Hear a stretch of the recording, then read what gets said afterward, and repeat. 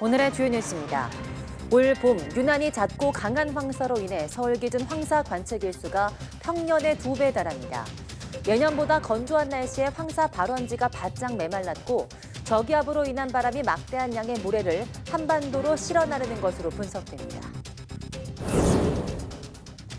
봄철마다 강원 영동 지역에는 양간지풍으로 인해서 부러진 나무가 전선을 덮쳐 산불이 발생하는 경우가 많습니다.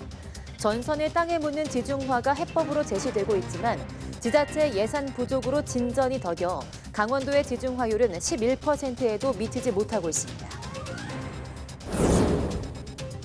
공정거래위원회가 다국적 통신업체 퀄컴에 부과한 1조 원대 과징금이 대법원에서 최종 확정됐습니다. 퀄컴이 시장 지배적 지위를 남용해 삼성과 LG 등 휴대전화 제조사에 부당한 계약을 강요했음을 인정하는 최종 판단입니다. 정부가 아동학대 실태를 파악하기 위해서 필수 예방접종을 하지 않은 만 2세 이하 아동을 전수조사하기로 했습니다. 이와 함께 유령아이가 생기는 것을 막기 위해서 병원이 출생아를 국가에 통보하는 의료기관 출생통보제도 도입하기로 했습니다. 러시아 캄차카 반도의 화산 분화로 화산재가 500km 이상 떨어진 지점까지 퍼지는 등 60년 만에 최악의 피해가 발생했습니다. 화산에서 뿜어져 나온 재는 최고 20km 상공까지 치솟고 인근 마을에는 화산재가 12cm나 쌓였습니다.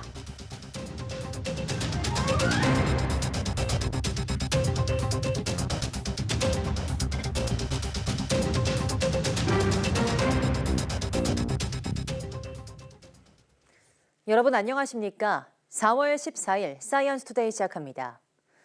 많은 피해를 남긴 이번 강릉 산불은 강한 바람에 부러진 소나무가 전선을 덮치면서 시작된 것으로 보입니다. 봄철마다 양간지풍으로 불리는 강풍이 부는 강원 영동 지역에서는 비슷한 이유로 산불이 발생한 적이 이미 여러 차례 있었는데요. 그때마다 전선을 땅에 묻는 지중화 등의 해법으로 제시됐지만 예산 부족을 이유로 별다른 진척이 없는 상황입니다. 송세혁 기자입니다. 지난 11일 강릉 산불이 처음 시작된 곳입니다. 산림당국과 한전은 높이 15m 소나무가 강풍에 부러지면서 전선을 덮쳤고 끊어진 전선에서 불꽃이 튀어 산불로 번진 것으로 보고 있습니다. 강릉 산불 최초 발화 지점 인근입니다. 나무들 사이로 전신주가 설치돼 있고 전선은 위태롭게 나뭇가지들과 바짝 붙어 있습니다. 전선이 원인으로 밝혀졌거나 추정되는 산불은 이번이 처음이 아닙니다. 1,000명이 넘는 이재민이 발생한 2019년 고성 산불도 강풍에 전선이 끊어지면서 시작됐고 축구장 250개가 넘는 면적을 태운 2004년 속초 청대산 산불도 고압선 절단이 원인이었습니다. 바람 부면 부러질까봐 겁나고 불날까봐 겁나고 하얗고 같아서 불안한 마음을 항상 안고 살아요. 대형 산불이 발생했을 때마다 전선을 땅에 묻는 지중화가 해법으로 제시됐지만 진척은 거의 없습니다. 강원도 지중화율은 10%를 겨우 넘어 서울의 6분의 1 수준에 불과합니다. 지자체들은 예산 부족 탓만합니다. 지중화를 하려면 한전과 지자체가 사업비를 절반씩 부담해야 하는데 재정이 열악한 지자체는 사업 추진이 어렵다는 겁니다. 강원도는 다른 곳에 비해서 임야가 많고 재정 자립도도 낮기 때문에 사업비 부담이 많이 되겠죠. 전문가들은 봄철 국지적 강풍인 양간지풍으로 대형 산불이 반복되는 강원 영동 지역을 중심으로 지중화를 서둘러야 한다고 입을 모읍니다. 서해안 쪽에서 수도권으로 들어가는 송전선로들은 상당수가 지중화되어 있어요. 위험 요인이 있는 지역에서는 지중화가 저는 필요하다고 생각을 합니다. 전신주 주변 나무를 베어내기가 어려운 것도 문제입니다. 한전이 정전 사고 등이 우려될 경우 수목을 제거할 수 있지만 지자체 허가나 소유주 동의를 받아야 하다 보니 한계가 많습니다. 산불 예방을 위해 전신주와 나무 간 거리를 충분히 확보할 수 있도록 하는 등 제도 보완이 필요해 보입니다. YTN 송세혁입니다. 이번에 산불이 난 강릉 경포호 일대는 대표적인 동해안 관광지죠. 유난히 펜션이 많고 그만큼 피해도 큽니다. 하지만 일부가 불법 건축물이라 보상이나 지원 과정에서 혼란이 불가피한 상황입니다. 지환 기자입니다. 동해 해변 옆 펜션 단지가 시커멓습니다. 바다 방향 바람을 타고 날아온 불에 순식간에 잿더미가 됐습니다. 그을린 건축 자재뿐 건질 게 없습니다. 하지만 추후 복구비 지원은 다소 어려울 전망. 일부는 허가 없이 지은 불법 건축물이기 때문입니다. 우리나라에서 산불은 사회적 재난에 포함됩니다. 집을 잃은 이재민은 누구나 숙식비를 포함한 생활안정지원금을 받을 수 있습니다. 영업시설의 경우 위로금이 지급됩니다. 특별재난지역 선포로 국비 지원이 가능한 상황. 하지만 무허가 건물이나 불법 증축, 무신고 영업장은 추후 복구비 지원에서 제외될 수 있습니다. 불법 숙박시설은 의무 가입해야 하는 재난배상 책임보험 역시 들지 않았습니다. 불법 건축물 같은 경우 건축물 등기가 없잖아요. 무허가 건물이잖아요. 그죠? 증빙 자료가 일단 기본적으로 토대가 돼야 되고 기본은 등기가 있어야, 건축물 대장이 있어야 되는 게 맞습니다. 산불 원인 책임 소재를 놓고도 치열한 공방이 불거질 전망입니다. 1차 감식 결과 바람에 쓰러진 나무가 전선을 끊으며 산불이 발생했기 때문 전례가 있습니다. 지난 2004년 속초 청대산 산불. 고압선 불꽃이 원인이지만 과실로 잡히지 않아 형사 책임은 아무도 지지 않았습니다. 2019년 강풍에 따른 전선 난선으로 산림 1260헥타르가 불에 탄 속초 고성 산불 역시 마찬가지. 업무상 실화 혐의로 재판에 넘겨진 한전 직원들은 1, 2심 모두 무죄가 났습니다. 손해배상 역시 4년이 지난 현재까지 결론이 나지 않은 상황. 20여 가구는 여전히 임시주택에 머물고 있고 주민들은 이자 부담 고통에서 헤어나지 못하고 있습니다. 다시 집을 지었고 그리고 다시 장비를 다 사서 참여 현장을 뛰어들었습니다. 한 달에 이자만 456만 원 정도를 지금 매일 내고 있습니다. 너무 힘듭니다. 복구비부터 책임 소재에 따른 보상과 앞으로 있을 국민성금 배분까지 적잖은 혼란이 불가피할 전망. 터전을 잃은 이재민들의 회복까지는 이번에도 상당한 시간이 걸 것으로 보입니다. YTN 지환입니다. 올봄에는 황사가 유난히 잦고 강도도 무척 심합니다. 황사 발원지가 바짝 메말랐고 저기압과 바람이 한반도로 모래를 실어나는 것이 원인이라고 합니다. 김민경 기자입니다. 모래먼지가 색을 빼앗은 듯 온 세상이 마치 흑백 영화처럼 보입니다. 한낮이지만 흙먼지로 뒤엎인 도심은 여전히 어둡습니다. 유입된 황사먼지가 한반도 주변을 맴도는 기류에 갇힌 데다 서쪽에서 계속 황사가 유입돼 섞이며 이틀째 고농도 미세먼지가 기승을 부렸습니다. 남부는 주의보로 완화됐지만 황사 위기경보는 전국적으로 주의 단계가 유지됐습니다.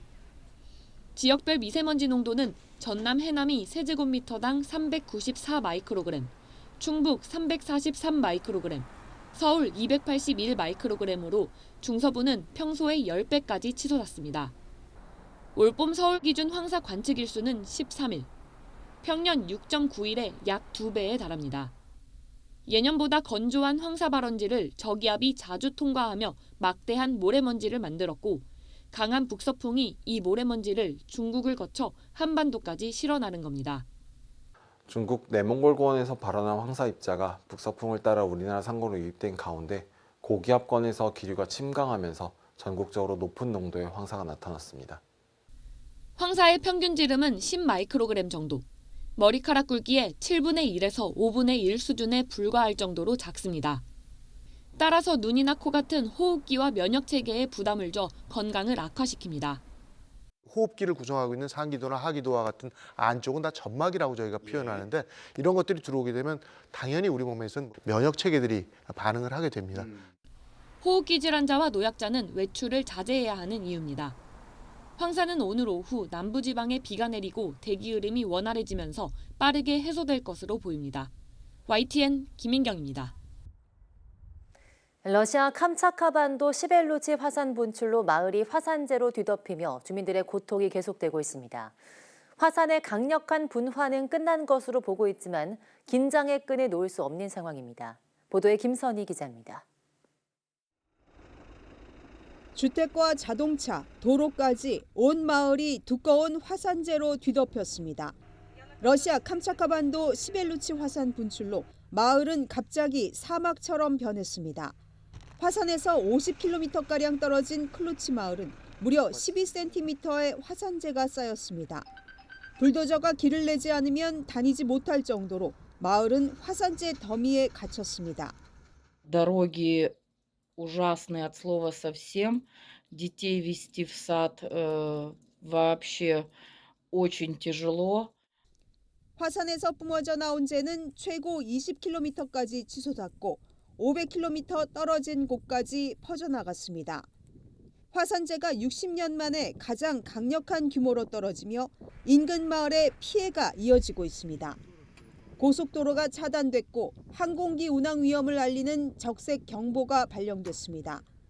화산지진연구소는 강력한 분화는 끝났지만 추가 분화 가능성도 우려하고 있습니다. Извержения очень сильные. Ясно, что оно сейчас будет идти на спад. Это наиболее вероятное поведение для Шевелуча. Довольно короткая максимальная фаза, интенсивная, ну и дальше. 러시아 극동 캄차카반도 일대는 일명 불의 고리로 불리는 환태평양 조산대에 속합니다. 여기에 160개의 대규모 화산군이 있고 이 가운데 활화산만 29개에 달하고 있습니다. YTN 김선입니다.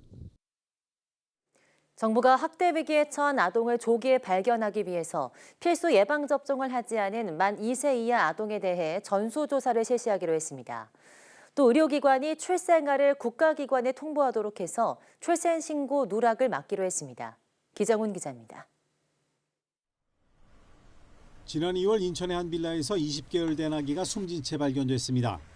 아기를 방치해 숨지게 한 20대 엄마는 아기를 한 번도 병원에 데려가지 않았습니다. 정부가 학대받는 아이들을 찾기 위해 병원의 진료 기록을 뒤지려는 이유입니다. 4월 17일부터 3개월간 필수 예방접종을 받지 않았거나 최근 1년간 의료기관에서 진료를 받지 않은 36개월까지의 아동 1만 1천 명에 대해서 집중적으로 조사하겠습니다. 특히 2살 이하의 아동학대는 사망사건 비중은 높으면서도 발견율은 낮아 심각성이 큽니다.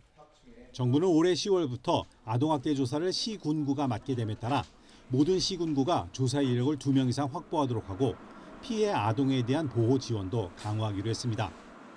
무엇보다 사회 전반적인 관심과 참여가 중요한 만큼 지역 주민들로 구성된 좋은 이웃들 등을 통한 아동학대 신고도 활성화할 방침입니다. 아동학대 현장에 대해서 그냥 남모르게 지나치는 것이 아니라 산불을 신고하듯이 저기 아동학대가 있어요라고 저희들에게 신고하는 분위기가 조성되면 또 병원이 출생아를 국가기관에 통보하는 의료기관 출생통보제를 도입합니다. 출생신고가 안 돼 주민번호조차 없는 이른바 유령아이가 생기는 것을 막기 위해서입니다. 미등록 이주 아동 등 국내에서 태어난 모든 외국인 아동에게 출생 등록번호를 부여하는 방안도 추진합니다. 아동을 위한 건강 의료 서비스도 대폭 늘립니다. 우려되는 건 실현 가능성입니다.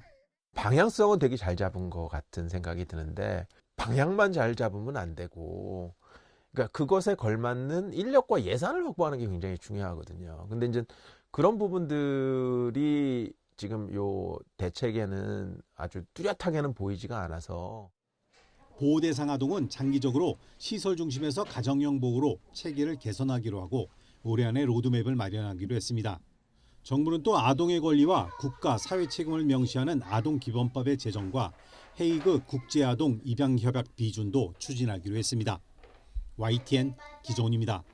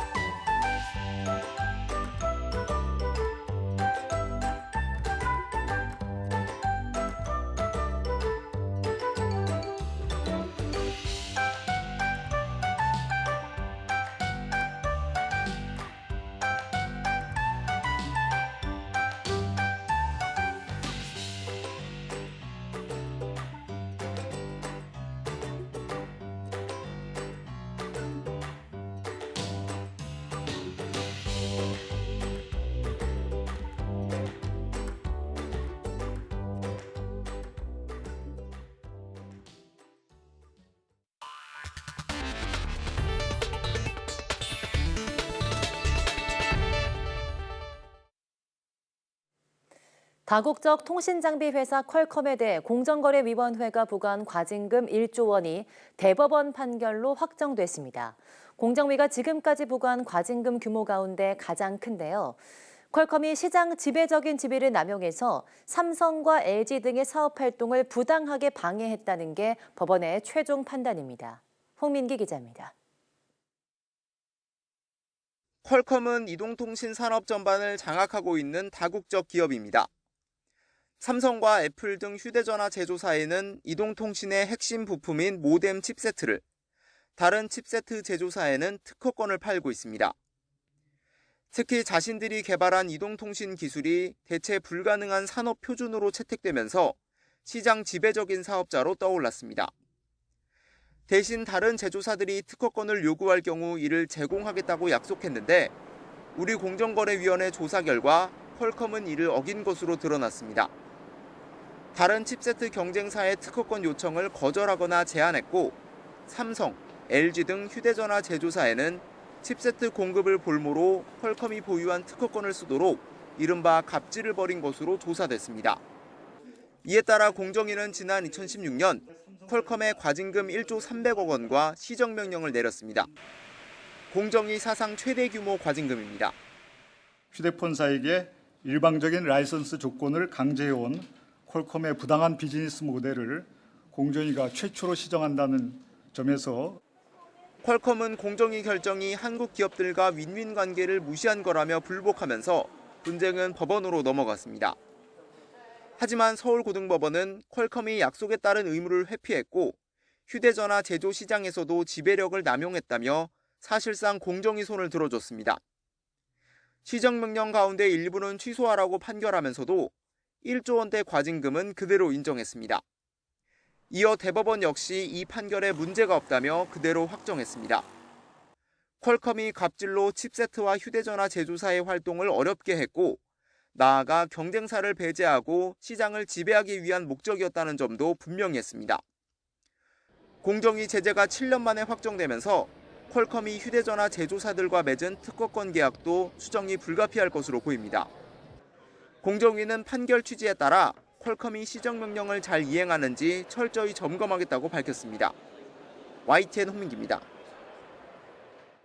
숙박업소나 공중화장실 등에서 이른바 몰카 범죄가 잇따르고 있는데요. 생활용품으로 위장한 중국산 몰카를 5년 가까이 밀수한 업체가 세관에 적발됐습니다. 김정호 기자입니다. 언뜻 보면 잘 정돈된 책상이지만 무려 10개의 눈이 몰래 지켜보고 있습니다.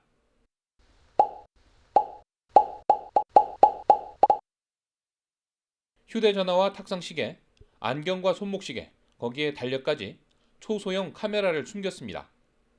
모두 세관 단속에 걸린 중국산 몰카로 업체는 수입 신고가 면제되는 간편한 해외 직구 제도를 악용해 밀반입했습니다. 톡송업체를 들어오는 자가소비용 150불 이하의 물품에 대해서는 톡송업체가 제출한 목록, 분명히 적힌 목록만으로 통과하는 제도입니다. 초소형 카메라가 아닌 생활용품으로 속여서 전파법에 따른 검사도 피해갔습니다.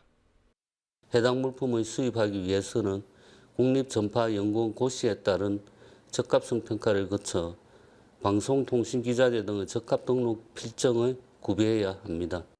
지난 2018년부터 업체 두 곳이 밀반입한 몰카와 녹음기는 확인된 것만 4,900여 점. 렌즈 크기가 1mm 정도로 아주 작고 스마트폰 원격 제어로 실시간 영상 재생과 녹화가 가능해 사생활 침해 우려가 큰 거로 나타났습니다. 초소형 카메라를 숨긴 스마트폰입니다. 이 렌즈가 아니라 스피커가 있는 곳에 초소형 카메라를 장착했습니다. 여기에 어느 곳에도 쉽게 장착할 수 있는 부품 형태로도 유통된다는 문제도 있습니다. 크기도 매우 작고 이 전자 부품 형태로 되어 있기 때문에 우리가 사용하는 그 일상생활용품에 넣어서 위장을 하게 된다면 육안으로 식별하기가 매우 어렵습니다. 세관은 업체 두 곳을 적발해 이 가운데 한 곳을 검찰에 넘기고 제품 200여 점을 압수했습니다. 또 중앙전파관리소에 해당 업체 제품에 대한 파기와 판매 중지를 요청했습니다. YTN 김종호입니다. 미국 정부가 배출가스 규제를 강화해 신차의 3분의 1을 전기차로 팔도록 하겠다는 계획을 밝히면서 국내 자동차 기업들은 전략 수정이 불가피해졌습니다. IRA의 보조금 혜택을 보면서 배출가스 규제 문턱을 넘으려면 미국 내 전기차 생산 능력을 서둘러 확충해야 할 것으로 보입니다. 보도에 박홍구 기자입니다.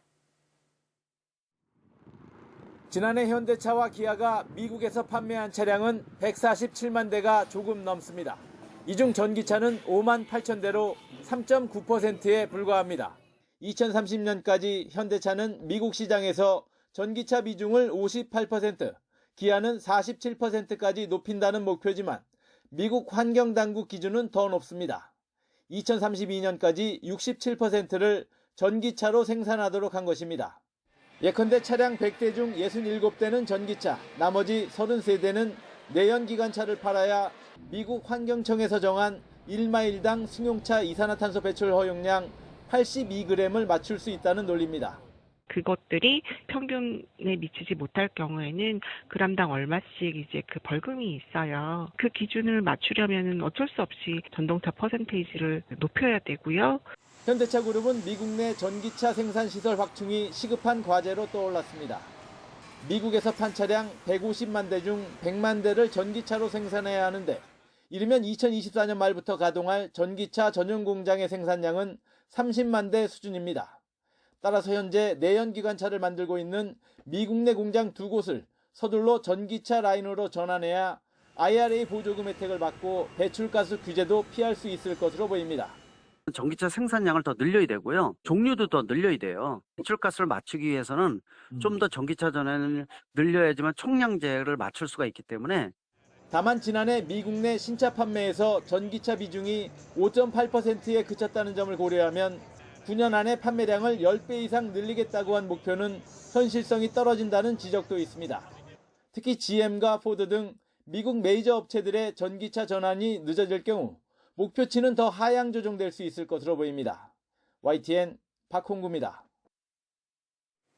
국제통화기금 IMF는 우리나라의 올해 경제 성장률을 낮춘 이유로 반도체 업계의 상황과 내수 둔화를 꼽았습니다.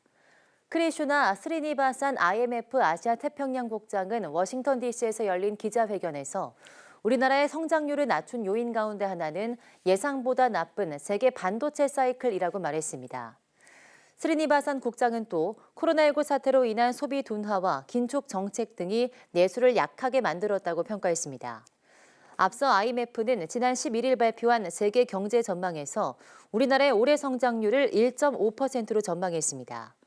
이는 지난해 7월 2.9%에서 2.1%로 내린 뒤 10월엔 2%, 지난 1월 1.7%에 이어서 4번 연속 하향 조정한 겁니다. 앞으로 새로 짓는 공립학교는 무조건 녹색 건축 인증을 받아야 합니다. 국토교통부는 이 내용이 담긴 녹색 건축물 조성 지원법 시행령 개정안을 입법 예고했습니다. 녹색 건축 인증은 자재 선적이나 시공부터 폐기까지 모든 과정에서 건축물 환경 성능을 인증하는 제도입니다. 이를 위해서 국토부와 환경부는 토지 이용과 교통, 생태 환경, 에너지와 환경 오염 등 7개 분야를 평가합니다. 지금까지는 연 면적 3,000제곱미터 이상 공공건축물과 500세대 이상 공동주택만 적용 대상이었는데 공립학교 등 교육감 소관 건축물도 이번에 포함됐습니다.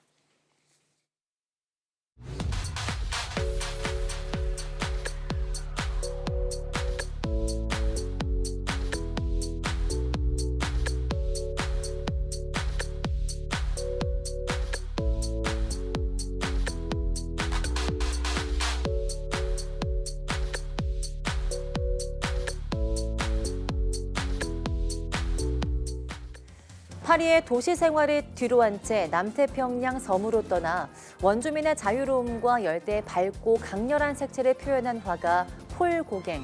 한 번쯤은 들어보셨을 텐데요. 하지만 고갱의 생애는 그의 캔버스에 올라간 색채만큼 화려하지는 못했습니다. 오늘 오후 사이언스 투데이 사이언스 인 아트에서는 자유를 갈망한 폴 고갱의 생애와 그의 작품 세계에 대해 이야기 나눠보겠습니다. 많은 시청 바랍니다. 함께해 주신 여러분 고맙습니다.